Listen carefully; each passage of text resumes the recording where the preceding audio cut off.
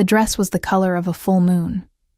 Sadie had spent 3 weeks sewing every stitch by herself, in the dim candlelight, after the sun went down, and the cold of the small cottage began to stiffen her fingers. It was a simple dress, without golden embroidery or imported lace like the ones the Lord's daughters wore, but it was honest. Every stitch had been placed with intention. Every seam was a promise she made to herself that this night would be different. She was 23 years old and had never entered the great hall of Ashenvale as a real guest. She had always come through the back door, with a basket of herbs in hand, or a delivery from her mother to bring to the kitchens. Daughter of a clanless healer, no noble blood, no name worth anything on the lips of the aristocracy. Sadie was the kind of woman people saw without truly seeing, greeted out of politeness and forgotten moments later. But tonight was different. Tonight, Dorian had promised. Dorian Ashvale, son of the Lord Counselor, heir to one of the oldest advisory seats in the Eastern Territories, had looked her in the eyes 2 weeks ago beneath the old oak at the edge of the forest and said the words she had been waiting to hear for nearly a year. I will stand beside you at the claiming gathering, in front of everyone. She had believed him. That was her first mistake. The claiming gathering happened only once every 4 years, when the packs of the Northern and Eastern Territories came together under one roof to honor alliances, settle disputes, and formalize bonds. It was the most important social event in the werewolf world she had grown up on the edges of, always watching from a distance, never quite belonging. For a woman without a clan, being publicly chosen by a man of Dorian's standing would have meant everything. A name, a place, a pack, a home. She had not told her mother about the promise. She had not told her closest friend Brea either, until the night before, when Brea had found her pressing the finished dress against her chest in the dark and had demanded to know why she was crying while smiling at the same time. Brea had held her hands and looked at the dress with wide, careful eyes. It's beautiful, Sadie. You made this yourself? Every stitch. Brea had gone quiet in a way that meant she had things to say but was choosing not to say them. That silence had followed Sadie all the way to the Great Hall. The hall itself was overwhelming in the way it always was when seen from the inside, rather than through a cracked service door. Stone walls rose 30 feet into shadow, lined with iron torches that threw amber light across the hanging banners of every pack in attendance. The smell hit her first, the way it always did when wolves gathered in numbers. Pine resin, wood smoke, leather, something older underneath it all, something animal and electric that had no name in human language.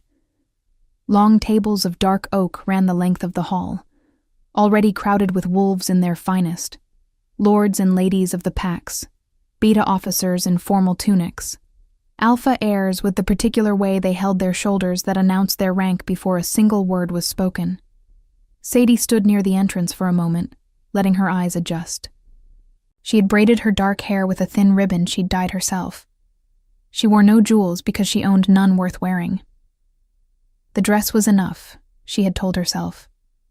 The dress was everything she had. She found Dorian near the east column, laughing with 2 men she didn't recognize, a cup of spiced wine already in hand. He was handsome in the way that came easily to men who had never gone without anything. Broad jaw, easy smile, the kind of posture that only came from a lifetime of being told you were important. When he saw her, something shifted in his expression. Not warmth. Not the recognition of a man seeing the woman he had made a promise to. Something more like calculation. She walked toward him anyway, because she had spent 3 weeks on this dress, and she was not going to let a look stop her.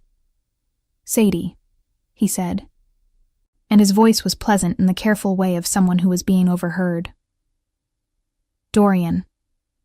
She stopped beside him, close enough that the 2 men he'd been speaking with glanced between them with mild curiosity. You said you would find me when I arrived. I was just about to. He smiled, and it didn't reach his eyes. You look, well, not beautiful. Not the way he had looked at her under the oak tree. Well, like a neighbor whose garden was doing fine. She felt the first thread of unease pull tight in her chest, but she held her expression steady. "Shall we find our seats?" That was when the woman appeared. She came from the direction of the high table, moving through the crowd with the ease of someone who had never needed to excuse herself to anyone. She was tall, pale, dressed in deep burgundy with silver thread at the collar, and she wore the crest of the Ashvale family on a brooch at her shoulder. Not a guest wearing it. A woman who had been given the right to wear it.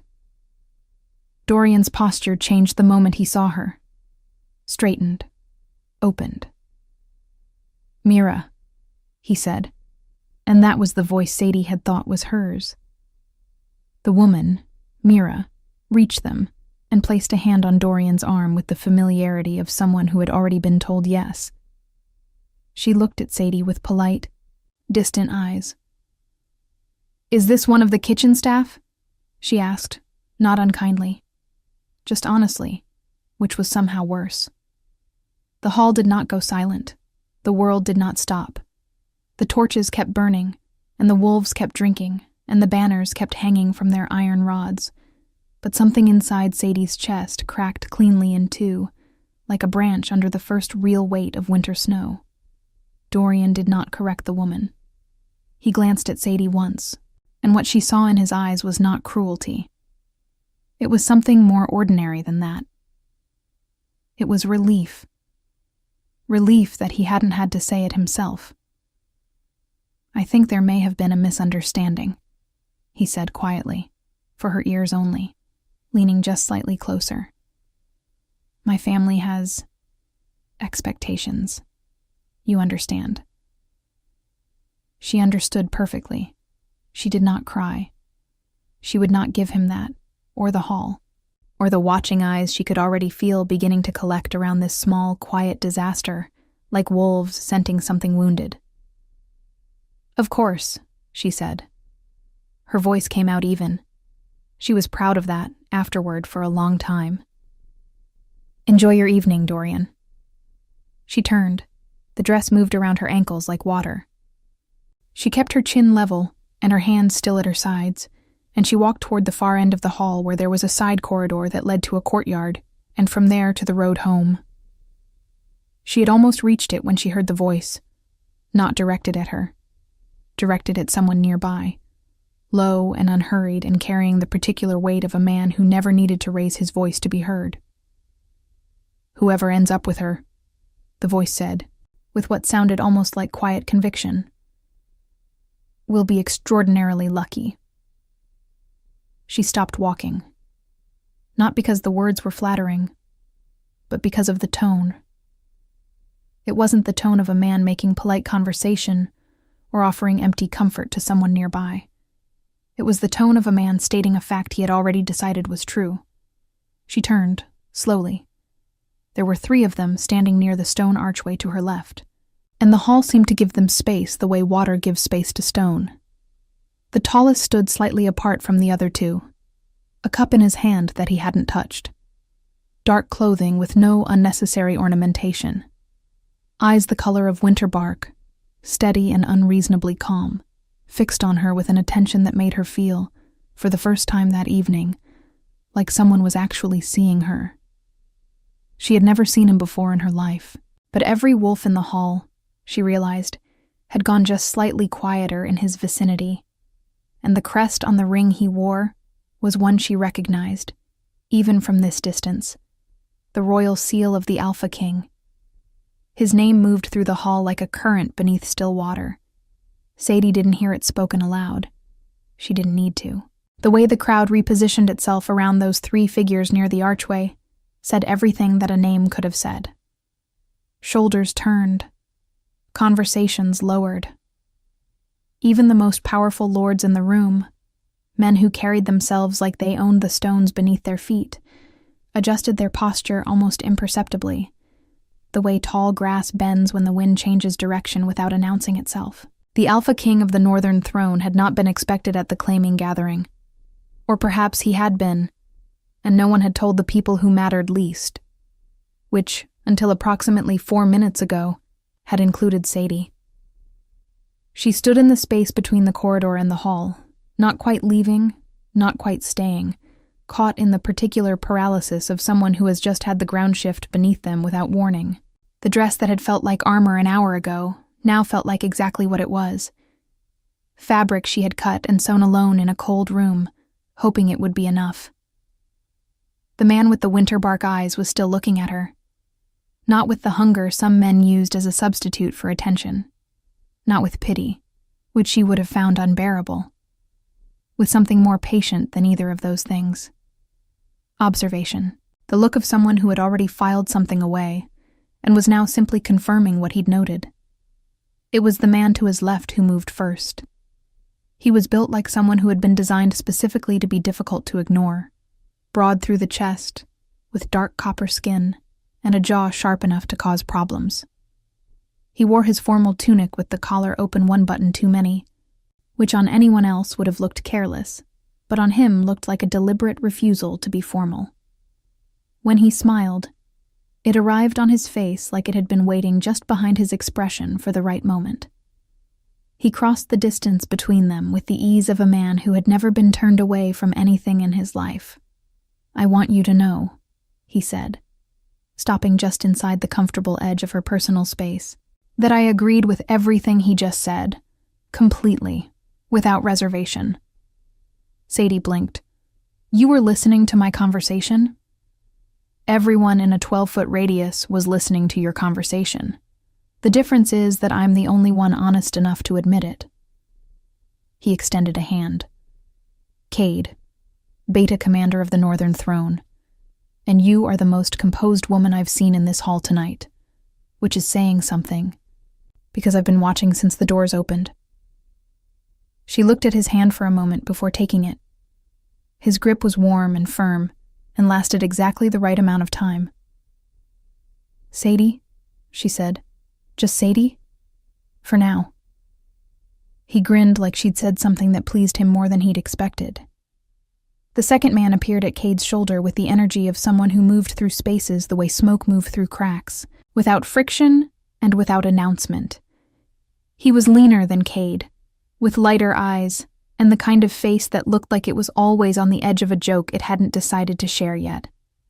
He was also, Sadie noticed, watching Dorian's direction with a particular expression that had nothing friendly in it.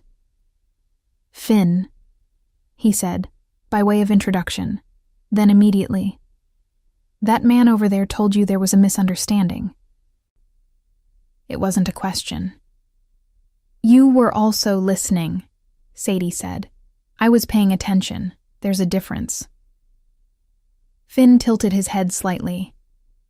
A misunderstanding implies that one party failed to understand correctly. What happened over there was not a misunderstanding. "Would you like me to be more specific about what it actually was?" "No," she said, and was surprised to find that she almost wanted to smile. "I think I understood it well enough on my own." "She's sharp," Finn said to Cade, as though she wasn't standing directly between them. "I noticed," Cade said. "I'm right here," Sadie said. "We know," they said, nearly in unison, and there was something so genuinely unguarded about it that the tightness in her chest loosened, just slightly, for the first time all evening. Then the third man spoke. He hadn't moved from where he'd been standing. He was still near the archway, still holding the untouched cup, still carrying that particular quality of stillness that she was beginning to understand was not passivity, but its opposite. The stillness of something that had so much force behind it that it didn't need to move to make itself known. Like a fire that didn't need to reach toward you, to make you aware of its heat. "Leave her room to breathe." 4 words. Quiet enough that they shouldn't have carried over the noise of the hall. But Cade and Finn both shifted back half a step, without appearing to notice they'd done it. The Alpha King, Xander, crossed the space between them at an unhurried pace, and stopped where his companions had been standing. Up close, he was not what the stories had prepared her for. The stories she had grown up hearing had described the Alpha King of the Northern Throne as something between a force of nature and a cautionary tale. the wolf who had united 6 fractured territories through a combination of strategy, strength, and a stillness that reportedly unnerved even the wolves who followed him willingly. The stories had not mentioned that he had a small scar through his left brow, or that he held himself like someone who had long ago stopped needing the approval of a room. He looked at her the way he had looked at her from across the hall. Direct, unhurried, like he had already decided she was worth looking at carefully and saw no reason to pretend otherwise. "Sadie," he said, and it was not a greeting. It was a confirmation, like he had already known and was simply choosing to say it aloud. "You know my name," she said. "I know you brought dried valerian and wound close moss to the East Garrison 3 times last winter when the pack healers were short on supplies. You never asked to be paid and you never told anyone your name. The garrison commander mentioned it in a report." A pause, brief as a breath. "I remember useful information." She stared at him. She had made those deliveries because her mother had been too ill to travel, and the garrison wolves had needed the herbs, and she had not been able to simply let that be someone else's problem. She had not thought anyone of consequence had ever known about it. "That was a small thing," she said carefully. "Small things are usually the truest ones." Behind her, at the far end of the hall, she heard Dorian's laugh rise above the crowd, easy and untroubled, already absorbed into the evening as if nothing had happened, as if she had been a minor interruption in a night that had never really included her.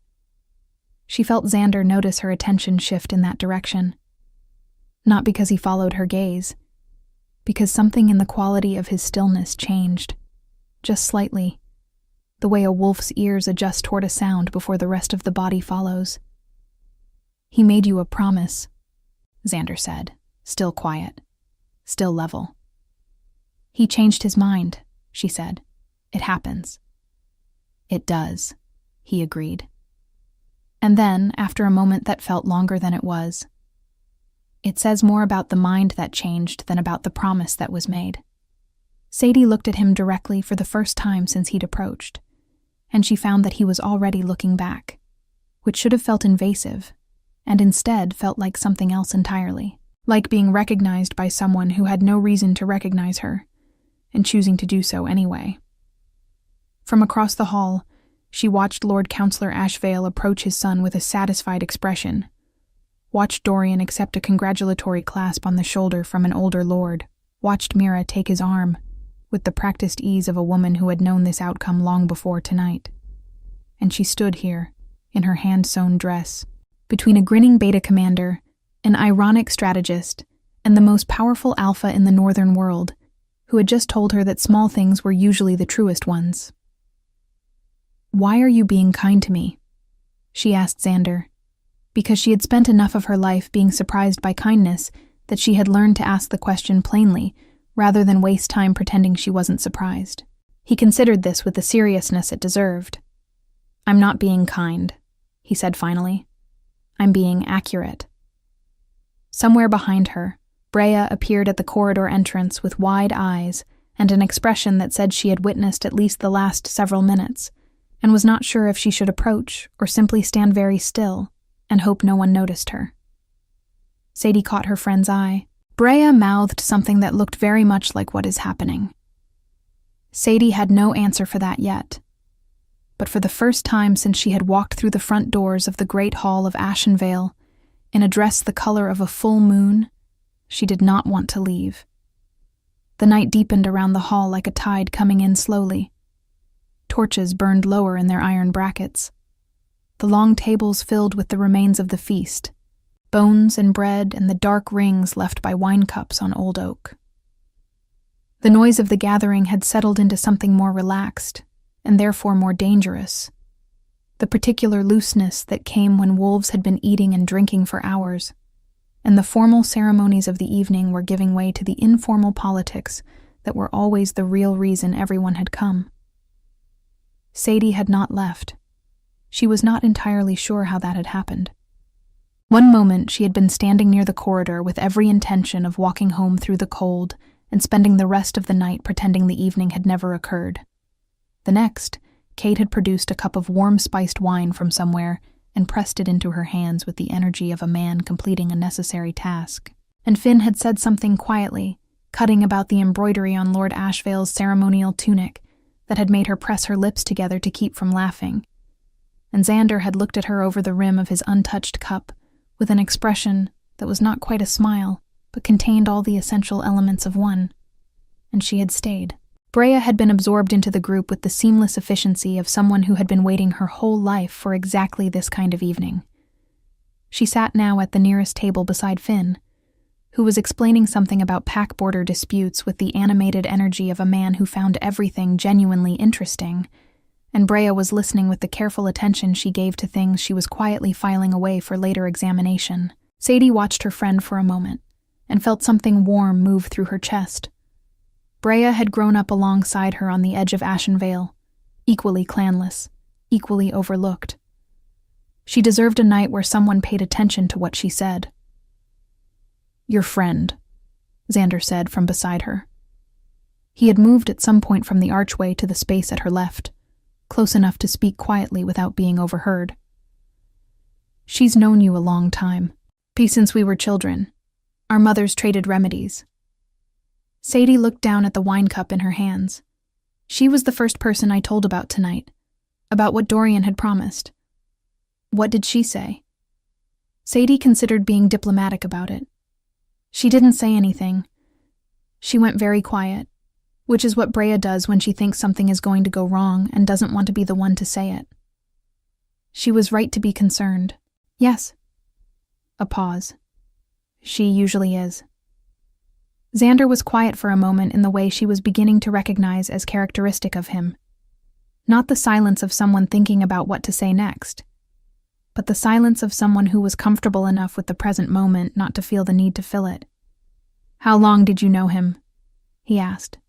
"Almost a year." She said it plainly, without trying to make it sound like less than it was. He was kind in the beginning. Or he seemed kind. I think now that he was simply comfortable, and I mistook comfort for kindness, because I hadn't seen enough of either to know the difference. She felt Xander look at her. "That's an honest thing to say about yourself," he said. "It's a true thing. There's a difference." She heard her own echo of his earlier words, and glanced up to find that he had noticed it too. Something shifted briefly in his expression, too quick and too contained to name. Across the hall, the formal portion of the evening was beginning. The pack lords were moving toward the ceremonial platform at the northern end of the hall, where the claiming gathering's central ritual would take place. The formal acknowledgement of alliances, the declaration of any new bonds, the public record of who stood with whom. It was the moment the entire gathering had been built around. The moment Dorian had promised would include her.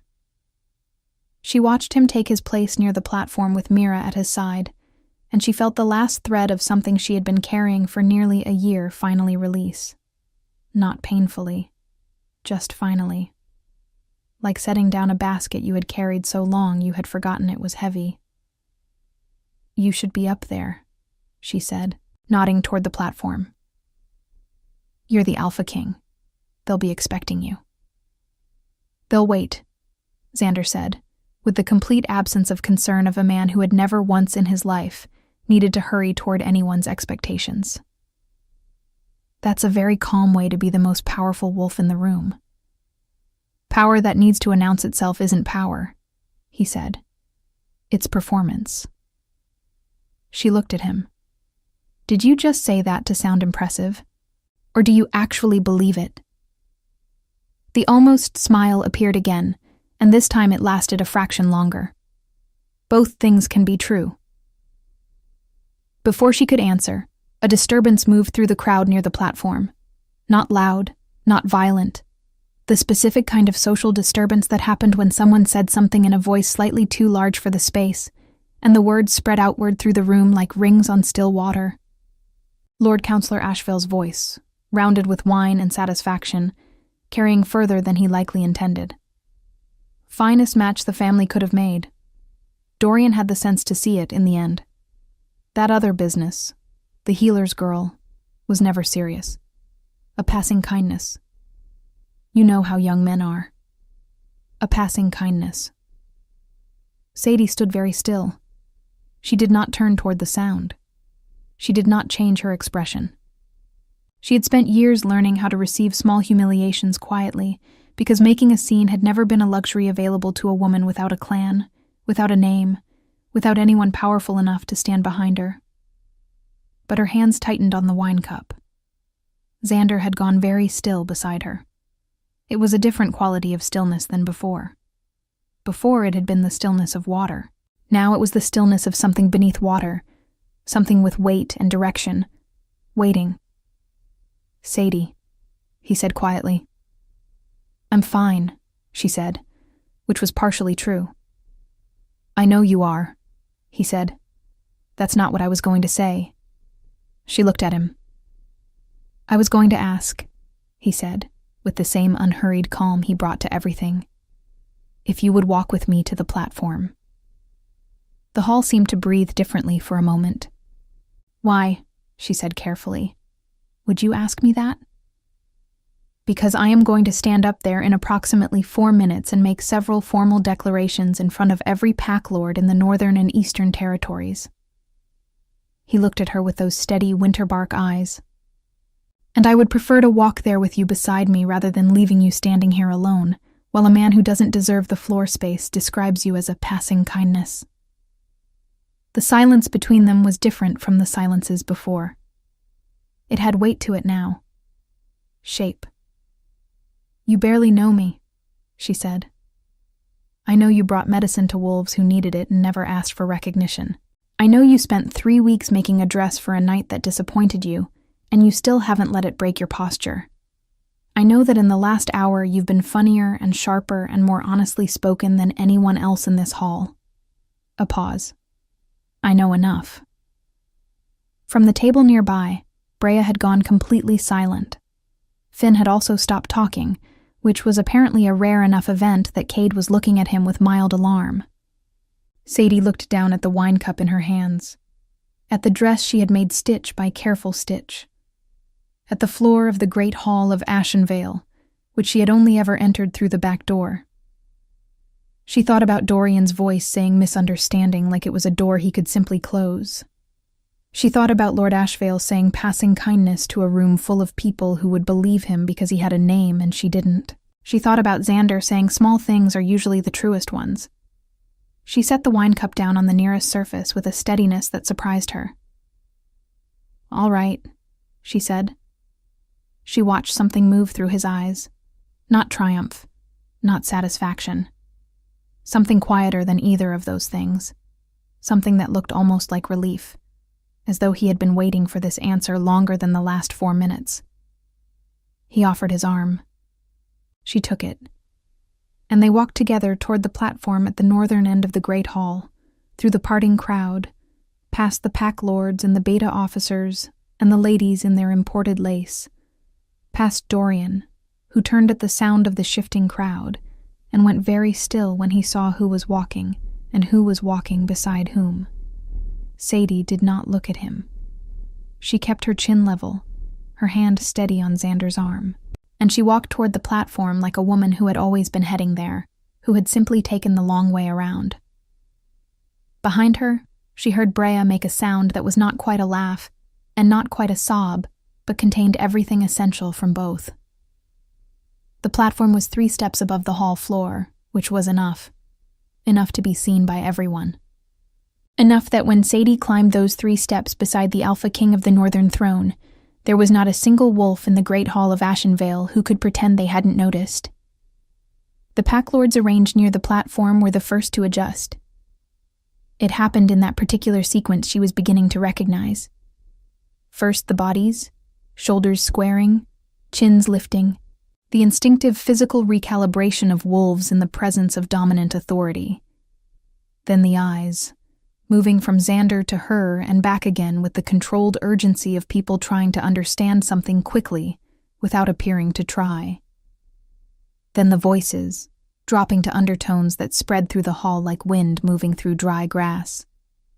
Sadie kept her hand on Xander's arm and kept her breathing even. Lord Councillor Ashvale had gone the color of old ash. She noticed it without looking directly at him, the way you noticed a fire going out in your peripheral vision. He was standing 12 feet to the left of the platform, with his wine cup forgotten in his hand, and an expression that suggested he was rapidly reassessing several decisions he had made this evening and finding all of them wanting. Dorian stood beside his father. She allowed herself one glance. Just one. Because she was human enough to need it, and honest enough to admit that to herself. He was looking at her with an expression she had never seen on his face before. It was not regret exactly, or not only regret. It was the specific look of a man who had been certain of the value of something, had set it aside, and was now watching someone else recognize what he had failed to see. She looked away. Xander stepped forward to the speaking position at the center of the platform, and the hall settled into the particular attentive silence that gathered around him naturally, without demand or ceremony. "Lords and ladies of the northern and eastern packs," he said, and his voice carried without effort, the way certain voices did when the body behind them had never needed to strain to be heard. "I'll keep the formal declarations brief, because most of what matters tonight has already been said in smaller conversations, and those are always the ones that count." A murmur of appreciation moved through the older lords.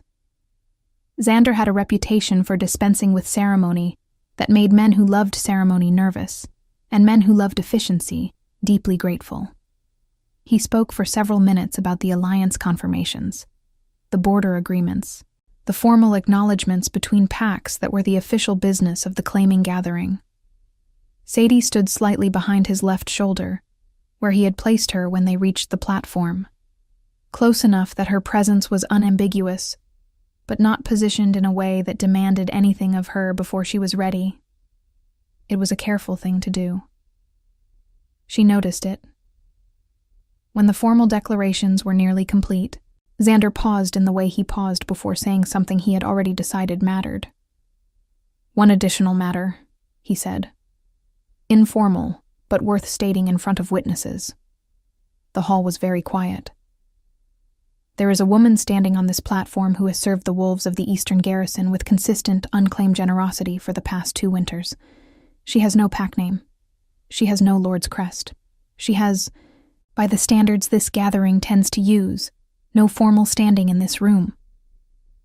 He let that settle for exactly the right amount of time. "I'd like to correct that." Sadie stopped breathing for a moment. "As of tonight, Sadie of Ashenvale is formally recognized under the protection of the Northern Throne. Any pack that wishes to dispute that recognition is welcome to bring that dispute to me directly."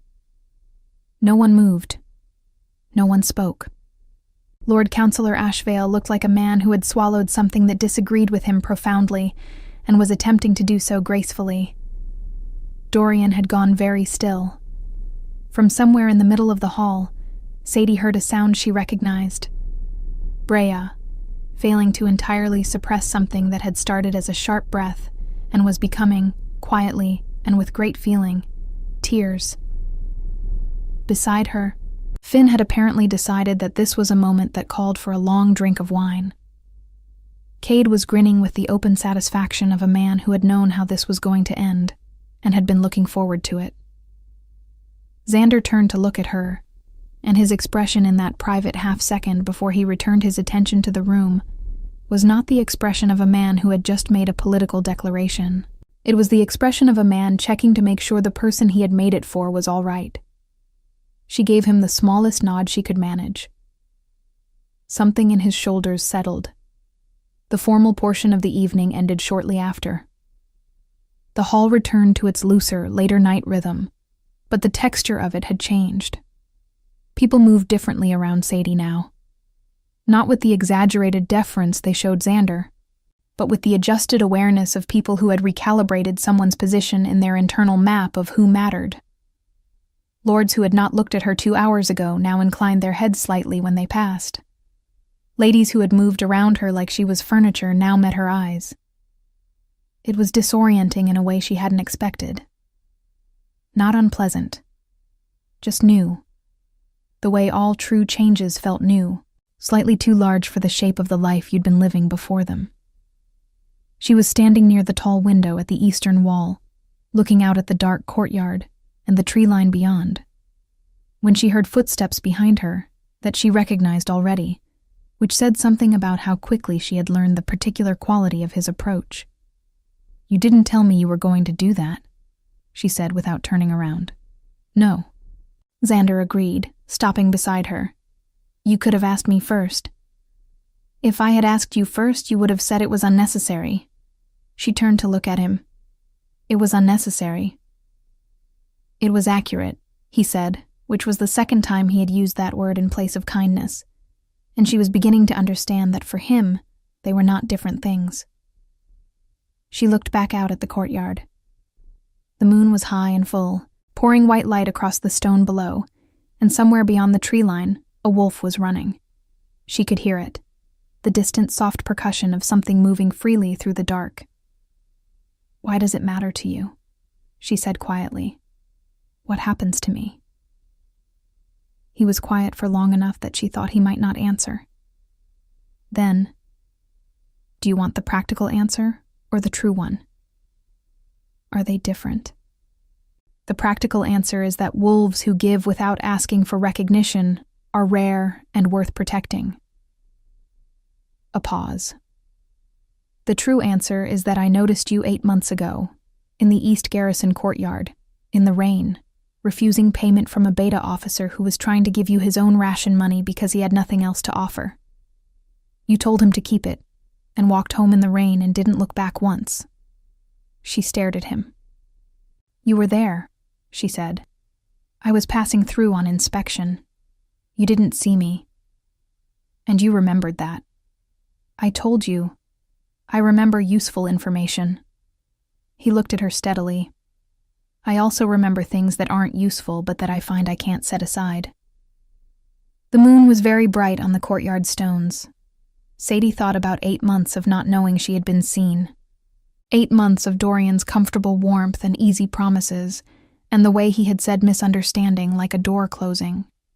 8 months of making herself smaller, so she would fit into a life that had never actually been built to hold her.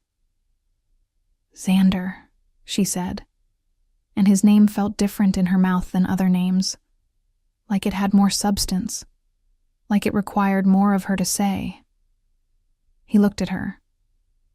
"When you said that tonight," she said carefully, the words she had been carrying since the moment she first heard them, the words that had stopped her feet in the middle of the hall, that whoever ended up with me would be lucky.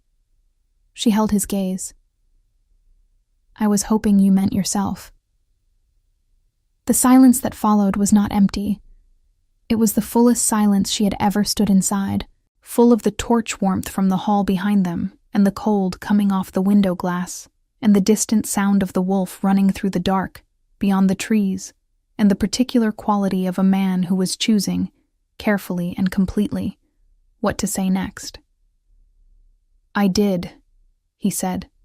2 words, quiet as everything he said, certain as everything he meant. Sadie felt something move through her chest that was not the crack of winter branches, but their opposite, the particular feeling of something that had been cold for a very long time beginning, carefully and with great intention, to thaw. From somewhere behind them, Cade's voice drifted across the hall with cheerful indiscretion.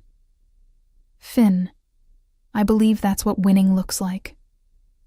"I know what winning looks like," Finn said. "I'm choosing to observe it quietly and with dignity." "You've had 4 cups of wine." "Dignified wine." Sadie laughed. It came out before she could decide whether to let it, real and unguarded, and she felt Xander go very still beside her, the way a man went still when something surprised him into attention. When she looked at him, he was watching her with an expression she hadn't seen on him yet, open in a way the rest of his face rarely was, like a window in a stone wall that nobody had thought to put there, but that let in more light than all the torches combined. "You should do that more," he said. "Laugh at your friends." "Just that," he said. "Exactly that." 3 months later, The northern throne smelled like pine and wood smoke, and something Sadie had taken a long time to name. She had finally decided it smelled like permanence, like a place that had been standing long enough to stop trying to prove it would continue standing. The great stone corridors of Xander's Keep had that quality. Walls 4 feet thick, floors worn smooth by generations of wolves who had walked the same paths. Windows cut deep into the rock that framed the mountain valley below, like paintings someone had decided the world deserved. She had arrived in autumn, when the trees below the keep were burning red and gold. She was still here in winter, when snow covered everything and the wolves of the northern throne ran the ridgelines at dusk in a long, dark line that she watched from the eastern tower window, with a cup of tea warming her hands and something settled and certain in her chest. She belonged here. It had taken her approximately 2 weeks to understand that, and another week to stop being frightened by how completely she believed it. The pack had not accepted her immediately. She had not expected them to. There had been questions, careful and formal from the senior lords, less careful and less formal from the younger wolves who had not yet learned to disguise their skepticism as protocol. A woman without a clan, without a pack name, without a lineage anyone could point to in the record books. Xander had not defended her to them. He had told her that clearly, and without apology, on her 3rd day at the keep. "If I defend you, it becomes about me," he had said. "You don't need my defense. You need the opportunity to be seen clearly. Those are different things." She had understood. She had also spent the following 6 weeks being seen as clearly as she could manage. She learned the keep. She learned the wolves, their names and their histories, and the particular dynamics of a pack that had been built by a man who valued competence over bloodline. She helped in the healer's quarters when the winter sickness moved through the lower garrison, because that was what she knew how to do, and because need did not wait for anyone to finish establishing their social position. She sat at the long table in the great hall for meals and listened more than she spoke, and when she spoke she said true things. Slowly, with the particular pace of wolves who trusted their own judgment above all else, the pack began to see her. Not as Xander's choice, though she was that, as herself. Cade had been her ally from the beginning, which she suspected was partly genuine affection, and partly because he found the entire situation entertaining and had decided to be useful about it. Finn had been more measured, watching her the way he watched everything, with the patient attention of someone assembling a complete picture before drawing conclusions. When he finally told her, 6 weeks in, that he thought she was exactly what the Northern Throne had been missing without knowing it, she understood it was the highest compliment he was capable of offering, and received it accordingly. Brea had come north with her. That had not been a question. Sadie had told her she was going, and Brea had looked at her for a long moment with the expression she wore when she was not going to say, "I told you so," even though she had, in her quiet way, told her so, and then had begun packing.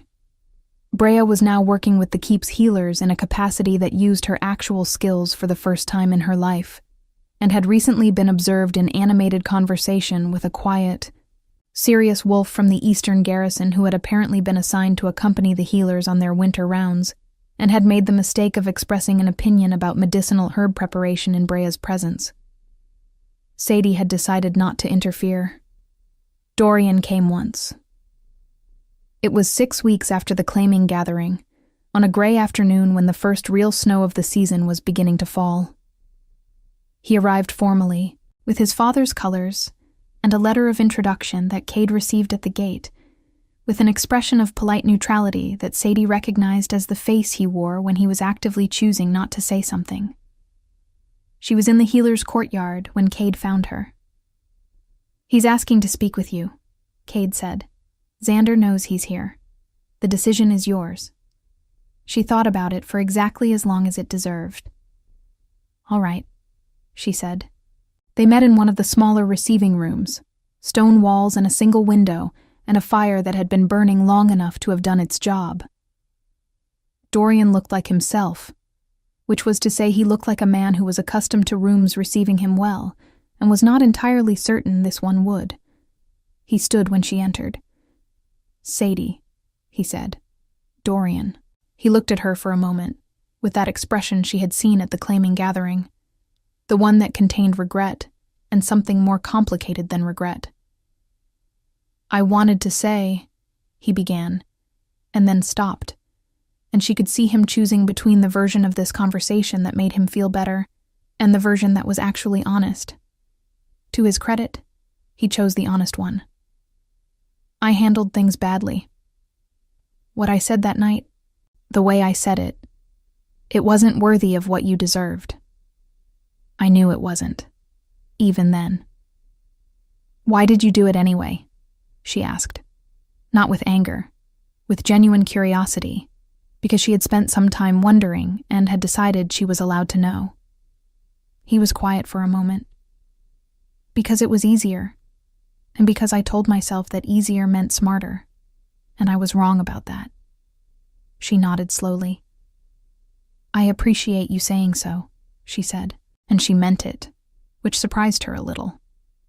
The part of her that had been carrying his name for a year had already put it down, somewhere between the claiming gathering and the first morning she had woken up in the Northern Throne, and felt, without deciding to feel it, that she was exactly where she was supposed to be. There was nothing left in her that needed his apology in order to be whole. But she was glad he had given it anyway. It said something about him that he had come. Not enough to change what had happened, but something. "Be well, Dorian," she said, and she meant that too. He left before the snow got heavy. Xander found her that evening in the Eastern Tower, which had become her favorite place in the keep, without either of them making a formal decision about it. He stood beside her at the window and looked out at the white valley below, where the snow was still falling in the slow, deliberate way it fell when it intended to keep falling for a long time. "How was it?" he asked. "Easier than I expected," she said. "Cleaner." He nodded, the way he nodded when something confirmed what he had already suspected. "Xander," she said. "Yes." She turned to look at him. This man who had remembered her in the rain 8 months before she knew he existed, who had walked her to a platform and given her name to a room full of people who needed to hear it, who had told her that small things were usually the truest ones, and proven it consistently in every small thing he had done since. "I want to stay," she said.